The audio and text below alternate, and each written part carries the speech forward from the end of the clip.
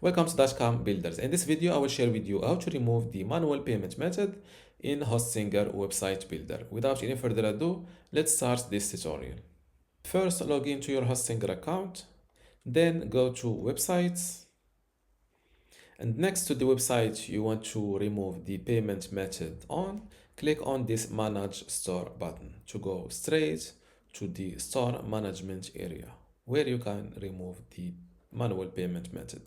Now click on settings and select payments. Scroll down to the manual payments. As you see here, I have a pay in person. I have a manual payment method that I call pay in person. To remove it, click on manage, and here you will see remove manual payment. Click on it.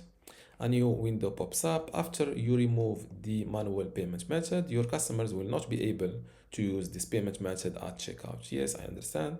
Click on remove, and just like that, no more manual payment method. Now if let's verify this live, go to the booking page, click on book now, pick a date. We can't accept online orders right now because I don't have